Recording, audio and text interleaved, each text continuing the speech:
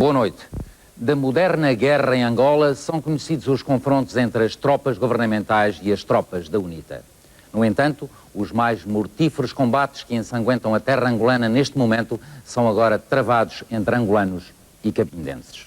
Pela primeira vez, uma equipa de reportagem pôde acompanhar os guerrilheiros da FLECFAC e dar a conhecer ao mundo a mais esquecida guerra que há 20 anos se trava no teatro africano. Para Luanda, Cabinda é nossa. Para os cabindenses, o slogan vale o que valia ao discurso salazarista: Angola é nossa. As condições para o confronto estão assim criadas, com Luanda a enviar milhares de soldados para Cabinda e os cabindenses a responder com o já velho e tradicional independência ou morte. A reportagem é sobre uma guerra que se fala em português e para a qual os cabindenses pedem a arbitragem de Portugal. Cabinda, independência ou morte, uma reportagem do jornalista José Manuel Silva.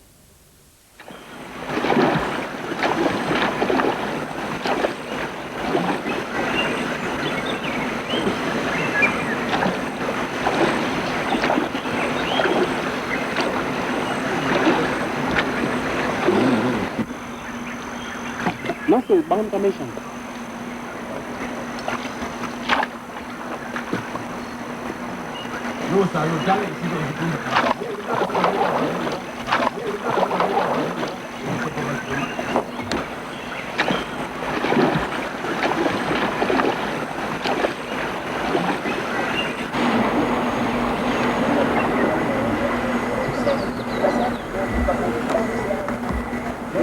A mata do Mayombe, em Cabinda, uma das maiores florestas virgens da África, esconde uma guerra. Uma guerra esquecida em que guerrilheiros cabindenses e forças armadas angolanas protagonizam um combate sem tréguas. Já lá vão 22 anos, o tempo que passou desde que os portugueses descolonizaram os territórios ultramarinos.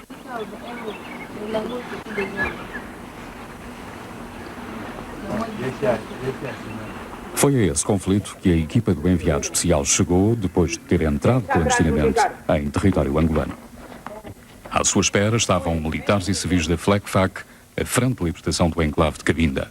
Eram eles que iam acompanhar os jornalistas até às zonas libertadas, localizadas no coração da mata, algures no interior do norte de Cabinda. A partir dali, todas as deslocações passavam a fazer-se a pé, através dos trilhos apertados, rasgados na floresta densa, onde o sol dificilmente penetra. A mata do Mayombe é um gigantesco labirinto selvagem, fascinante e assustador. E, ao mesmo tempo, serve de fortaleza a um pequeno grupo de guerrilheiros que persistem em combater contra um dos mais poderosos exércitos da África Austral.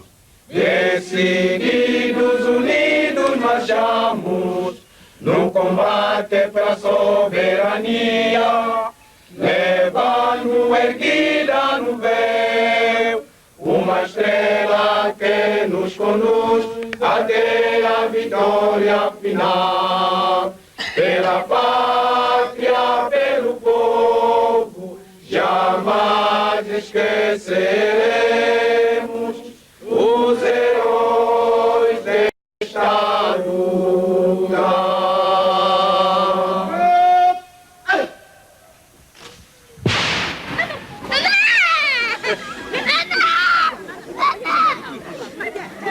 Abaixo a ocupação angolana. Abaixo! Abaixo a ocupação angolana. Abaixo! Abaixo os angolanos. Abaixo! Viva a independência de Cabinda. Viva! Independência de Cabinda. Viva! Precisa de se evoluir em todos os domínios. Mas enquanto o nosso território continuar invadido, não teremos possibilidades para uma educação própria e uma formação própria. A celebração do Dia da Juventude Cabindense tinha sido o palco escolhido para receber os jornalistas. Pouco importava se a data já tinha passado. O importante era aproveitar a oportunidade para fazer passar a mensagem da FLECFAC. E, para isso, a máquina de propaganda do movimento não poupava esforços.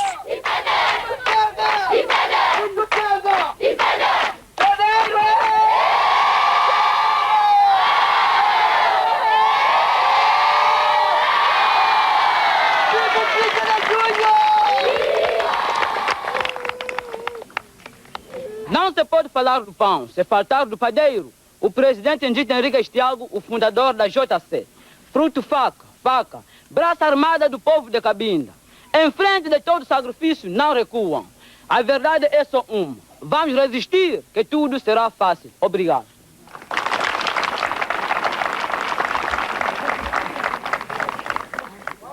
Viva o pioneiro Cabindeiro! Viva! Viva a Fleck Faca! Viva! Viva a JC! Viva! Viva o incansável presidente Henrique Henriques Thiago! Viva! Viva o 30 de junho! Viva! O movimento liderado por Necita Henriques Thiago, que vive exilado em Paris, tem as suas origens na década de 60. É desde então que se batem pela independência do território, que tem pouco mais de 7.000 km² e está situado na África Central, entre o Congo, o Zaire e o Oceano Atlântico. O petróleo é a sua principal riqueza. Inicialmente agiram de forma pacífica e mais tarde, já na década de 70, com a descolonização e a independência de Angola, enverdaram pela luta armada. A FLECFAC, durante estes anos, deu origem a diferentes fações que não se têm entendido quanto à solução que defendem para o território. Aquele movimento parece ser, contudo, o mais radical nas suas posições. Uma independência total e imediata e sem qualquer condição vis-à-vis de Angola ou de qualquer país que possa vir a fazer o mesmo que os angolanos fazem, invadir militarmente o território de Cabinda. Em defesa da independência, invocam a separação geográfica entre Cabinda e o restante território angolano e, por outro lado, o facto da ocupação portuguesa de Cabinda ter resultado de um tratado assinado em 1885, o Tratado de Simulambuco, várias vezes celebrado com a presença de altos responsáveis portugueses. Cabinda tornava-se assim um protetorado português e fugia à cobiça de outros Estados. Isso não impediu que Portugal adotasse desde muito cedo uma política de integração de Cabinda em Angola, o que contrariava a Constituição portuguesa, que identificava Cabinda como um território independente de Angola. Depois do 25 de Abril, na sequência de rumores que apontavam para o interesse do Gabão e do Zaire sobre aquele enclave, tropas do MPLA, com a ajuda de forças estrangeiras, invadiram Cabinda. Situação que viria a ser legitimada pelos acordos de Alvor, negociados entre Portugal e os movimentos de libertação angolanos.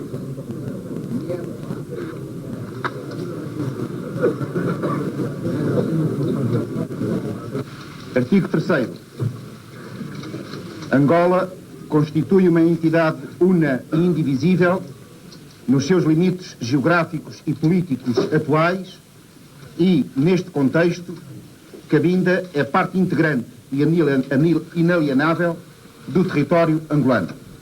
Artigo Para 40. muitos cabindas, os acordos de Alvor foram uma farsa e a atitude de Portugal uma desilusão. A gente estava sempre a pensar, por que o português abandonou nós? Se ele chegou na nossa terra, amigo, fizemos com um tratado, esquece aquilo que se tratou o bisavô. É muito admirado. Mas graças a Deus, ele já pensou de vir aqui, mandar alguém para vir saber o sofrimento do povo de Cabinda. Até esses dias estou a dormir um bocado bem. Eu digo a verdade que esses dias eu estou a dormir um bocado bem. O certo é que desde os acordos de Alvor, os governos de Lisboa e a comunidade internacional passaram a considerar o caso de Cabinda uma questão interna de Angola.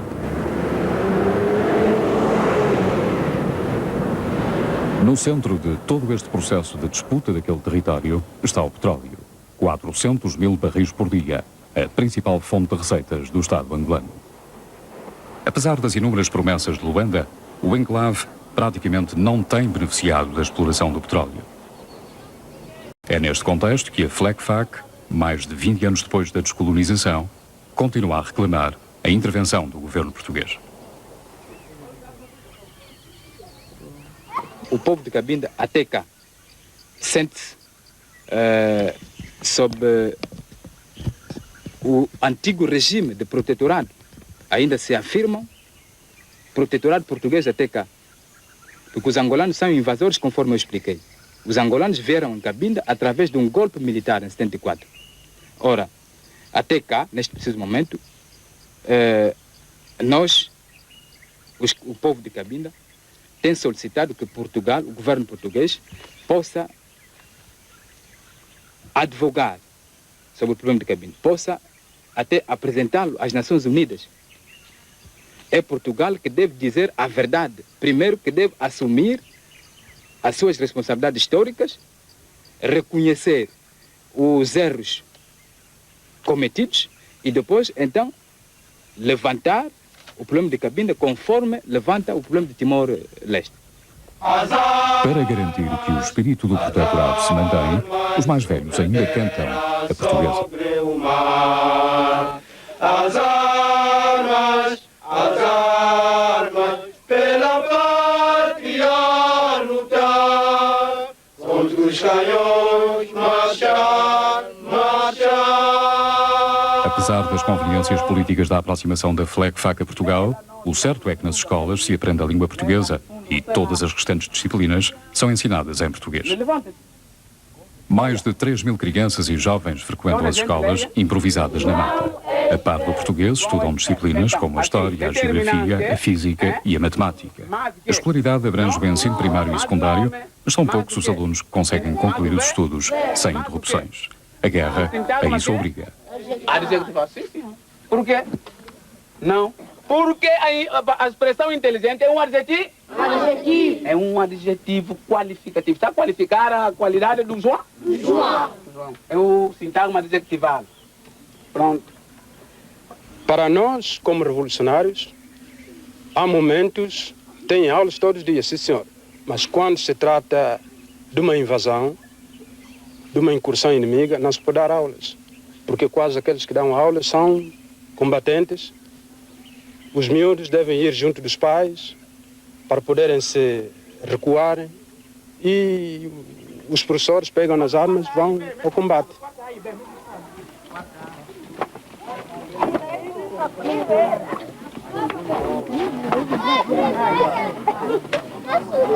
Um vai pegar o seu caderno. Lição número 15.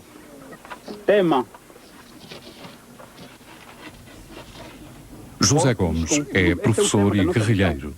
A sua atividade reparte-se entre as aulas de matemática e os combates com o exército angolano.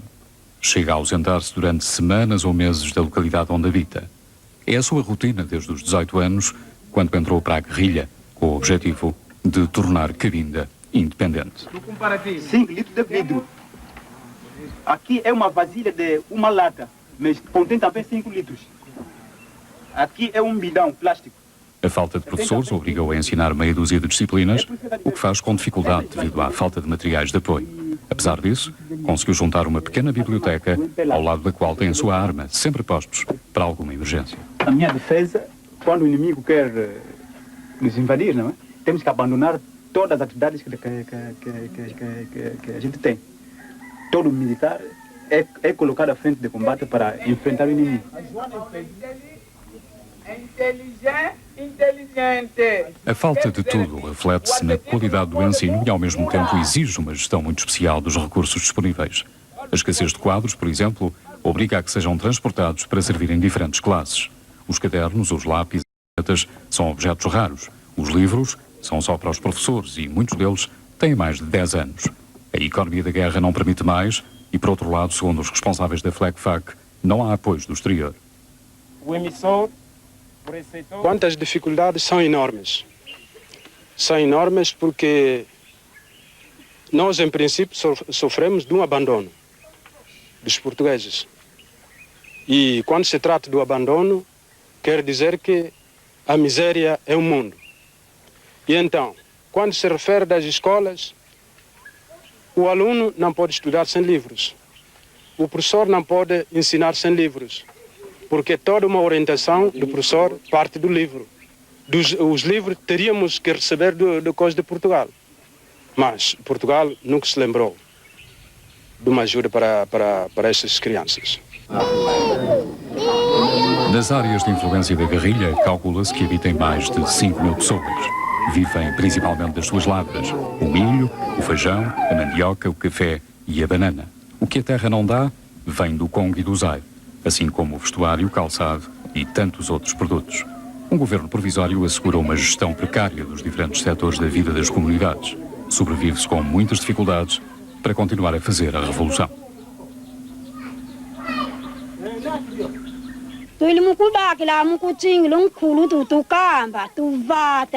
Portanto, a nossa maneira de viver tem sido, nós obedecemos às orientações do nosso guia da Revolução.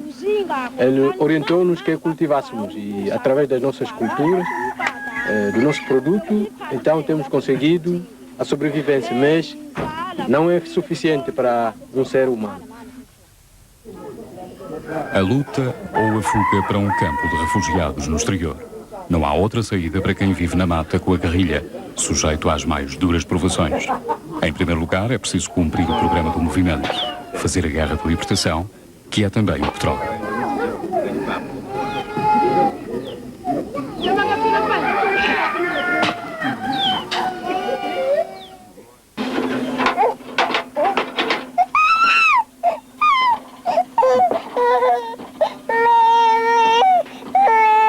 A saúde é uma das áreas em que a guerra e a pobreza têm efeitos mais dramáticos. Estas crianças estão a ser pesadas no dispensário de um hospital local. Meia dúzia de cabanas, onde nem os cuidados primários são devidamente assegurados. Muitas não vão certamente ultrapassar os primeiros meses de vida. Algumas chegam a morrer ainda com algumas semanas. No ano passado, eu pude receber informações provenientes de todas as partes onde a FLECFAC controla. E vimos como taxa de mortalidade subiu aos 65,3%, que corresponde a uma média de 817 mortes durante o ano.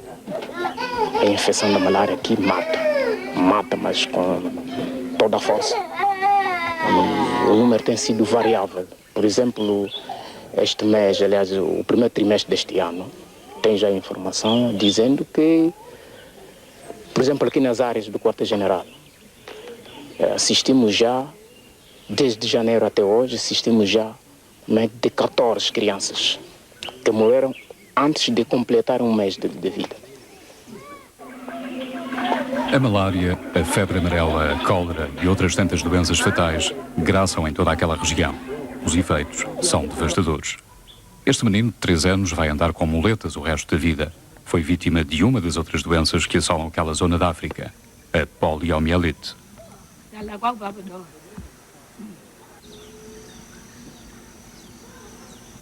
Contra isto, pouco ou nada se pode fazer.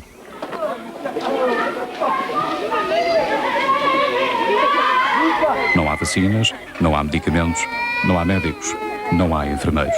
E a maioria dos técnicos de saúde recebeu uma formação muito básica.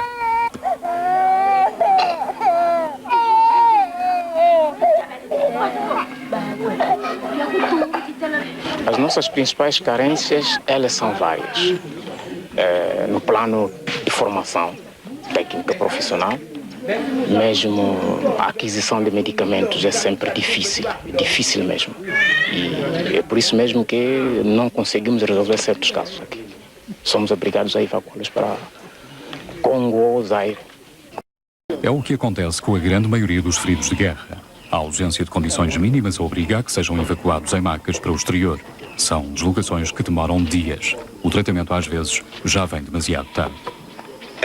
Quando estávamos a avançar na região do Cuto, atacaram o inimigo em Pelá, Fápula, e pelo caminho fui pisar uma mina, no qual tive esse acidente. Quanto tempo é que esteve em recuperação? Fiz 6 meses no hospital do Zaire. Esta menina de 8 anos foi ferida durante um bombardeamento. O seu estado de saúde é grave e, por isso, vai ser levada para o Zaire. Segundo a FLECFAC, as Forças Armadas angolanas tinham desencadeado durante o mês de junho uma grande ofensiva na região do Nekuto, que envolveu mais de 5.000 homens e armamento pesado. Após essa operação militar de grande envergadura, os responsáveis em Luanda afirmaram ter destruído o quartel-general daquele movimento. Para desmentir que tal tivesse acontecido, os jornalistas foram conduzidos a um aquartelamento identificado como Estado-Maior-Geral. Aí estavam alguns dos principais chefes militares, entre os quais o chefe do Estado-Maior.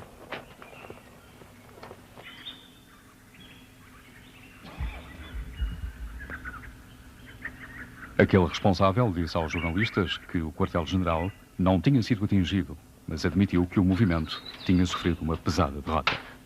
Estamos colocados numa situação difícil, uma ofensiva de grande envergadura, até que culminou, portanto, a recuperação ou recapturação da vila de Uncuto, que estava sob controle das forças revolucionárias desde 13 anos e meio. E quantas baixas houve nesses confrontos? Bom, baixas aproximadamente desde lá até hoje, podemos contar com uma média de 300 baixas de um lado e do outro, mas que o povo é, portanto, a parte mais vítima nesses confrontos.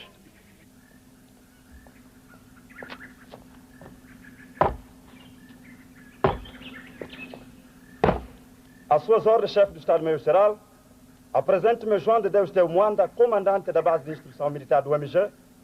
Apresento a parada do Estado-Maior-Geral. Depois daquela ofensiva, as tropas angolanas voltaram a controlar todas as localidades importantes de Cabinda e todas as estradas transitáveis. A guerrilha ficava assim encurralada na floresta e muitas centenas de civis tiveram que fugir para o Zaire. A FLECFAC, que afirma ter um exército com 2.000 homens, respondeu a esta ação militar da forma habitual, com emboscadas feitas ao exército angolano a partir da mata. Segundo eles, não lhes resta outra alternativa. O armamento de que dispõem não dá para mais.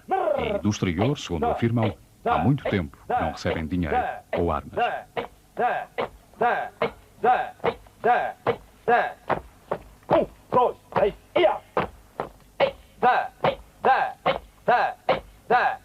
Bom, no início tivemos uma ajuda vinda de Gabão, mas muito mais tarde, em 75, tivemos uma ajuda pelo Zaire e desde lá até hoje nunca mais tivemos outra ajuda. Para além das armas ligeiras, muitas de fabrico russo, a guerrilha dispõe ainda de minas e algum armamento pesado, como morteiros de 82 mm, metralhadoras MAG e lança-granadas. Segundo a FLECFAC, tudo aquilo foi capturado às Forças Armadas angolanas.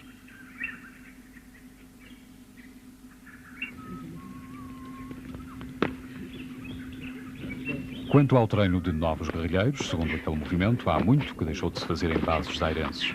Agora existem campos de instrução na mata, onde os recrutas, a partir dos 16 anos, recebem uma preparação rudimentar durante 3 meses. Depois, são lançados no terreno, onde fazem a aprendizagem da guerra.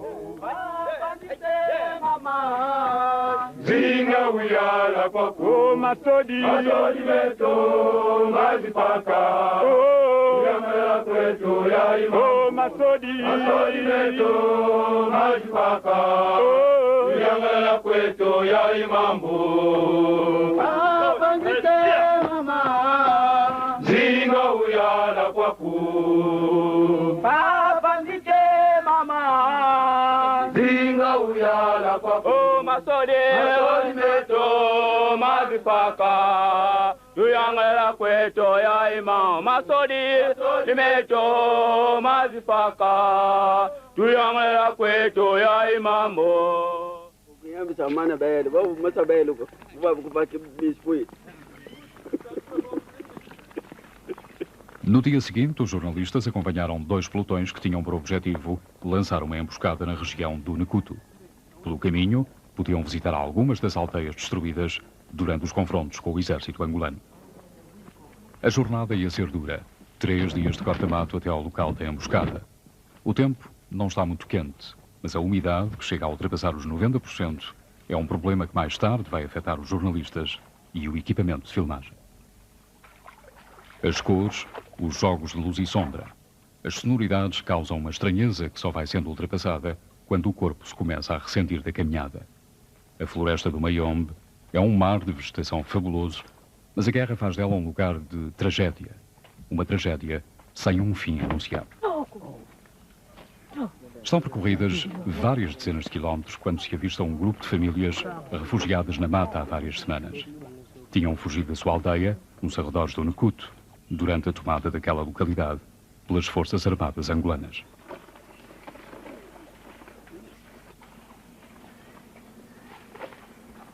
Está aqui as bombas presentes, onde o inimigo, 2.900 militares do MPLA, que estão para invadir o povo de Cabinda, no Necuto. E a população está dispersa. Eu estou aqui presente. Escapei-me de morrer. A bomba caiu, atingiu mesmo onde eu estive. Houve muitas baixas. Até as crianças hoje se encontram nos Zaire baixos. Muitos atingiram. A população. Crianças de colo. Crianças de 5 anos de idade. Não sei qual é o pensamento do MPLA para com o povo de Cabinda. O enfermeiro, que acompanha os guerrilheiros, aproveita para dar a assistência possível às crianças e aos que estão doentes. Ele tem tosse. Então, partir o comprimido 4 vezes. Metade, metade, metade, metade. Uma metade de manhã, metade às 12, uma metade da tarde. Outro que tem tosse.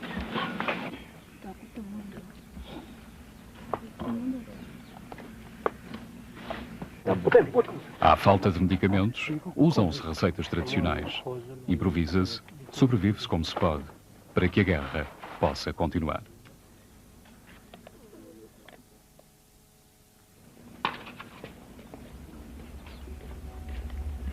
Várias horas depois, avista-se a primeira aldeia, abandonada e destruída. Ali viviam mais de 30 famílias que fugiram pouco antes dos confrontos entre a guerrilha e o exército angolano.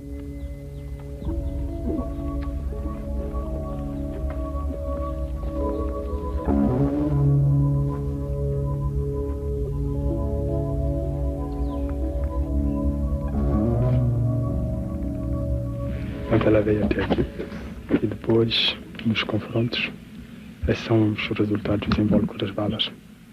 Depois daqui o MPLA teve que recuar uma outra aldeia mais à retaguarda. Isto, portanto, foi durante a ofensiva Oncuta? Sim, sim. Foi muito recente. Foi depois do dia 24. Nós estamos a que distância do Oncuta, neste momento? Neste preciso momento estamos a menos de 4 km da vila do Necuto. E o MPLA está a quanto? O inimigo daqui está a 1,5 km. O primeiro posto avançado do inimigo. Está destacado na aldeia de Mbatambente. Mais à frente, na aldeia de Cungubutuna, onde viviam 150 pessoas, o cenário desolador repetia-se.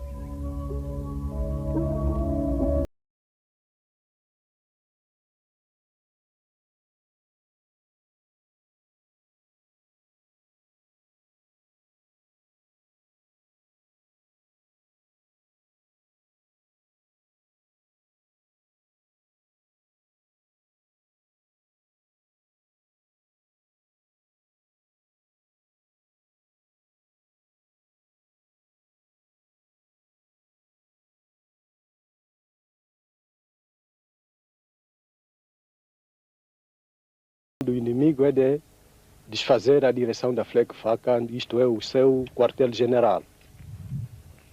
Para além da recapitulação feita à vila, estão a insistir de poder desfazer a direção da FLEC-FACA.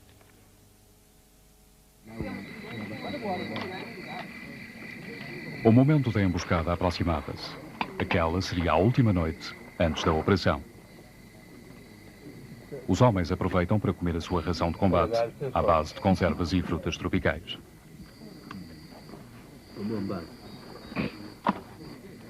A noite é passada ao relento, deitados no chão. Enquanto uns dormem, outros ficam de vigia, não vão de apetecê-las.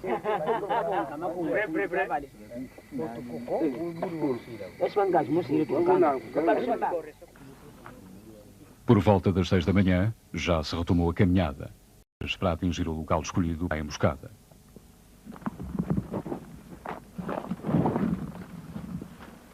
Algures, numa estrada entre a Vila do Nucuto e do Bucuzau.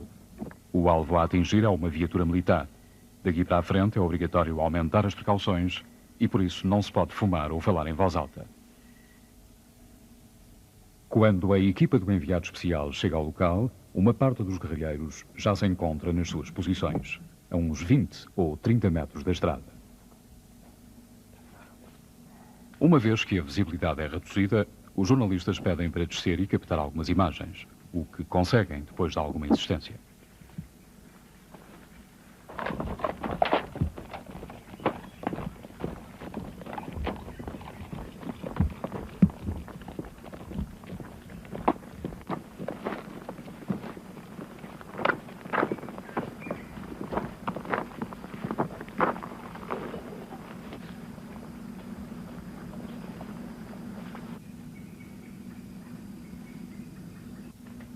De volta ao mato, tomam posição junto do grupo que vai fazer fogo. Antes, passam algumas viaturas com civis. E só uma hora depois, aparece a viatura com militares do exército angolano. As rajadas de metralhadora não se fazem esperar.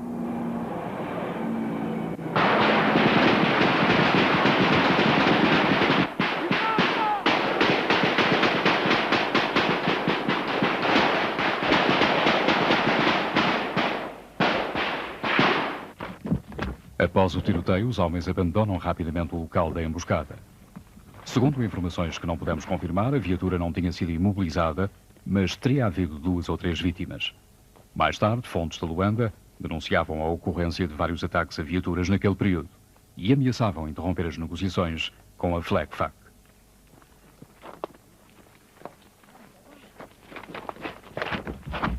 É esta a rotina da guerra em Cabinda, um autêntico jogo do gato e do rato. Ao poderio bélico das Forças Armadas angolanas, a guerrilha responde com pequenas ações militares e depois foge para local seguro. A floresta do Mayombe é ao mesmo tempo a casa e a prisão da FLECFAC e de milhares de pessoas que vivem em condições subhumanas por causa da revolução que se faz em nome da independência, mas também, inevitavelmente, do petróleo. A FLECFAC não faz esta luta por causa do petróleo?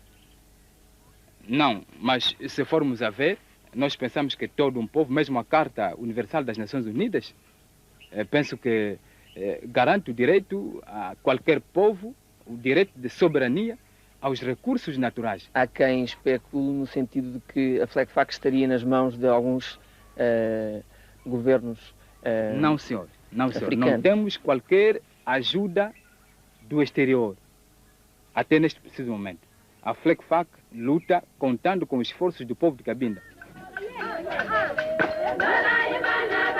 Os interesses da África francófona, a incapacidade dos movimentos independentistas chegarem a acordo e a intenção de Luanda não abrir mão de Cabinda são fatores suficientes para eternizar este conflito.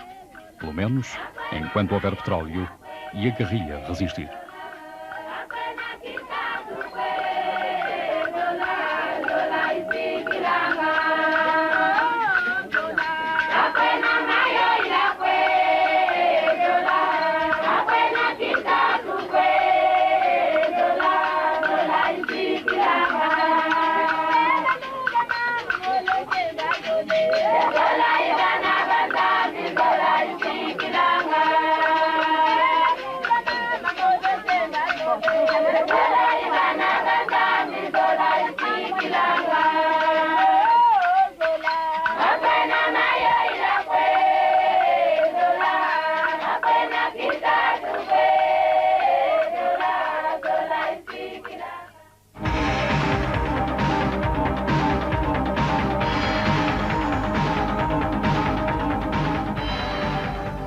Manuel Silva, boa noite.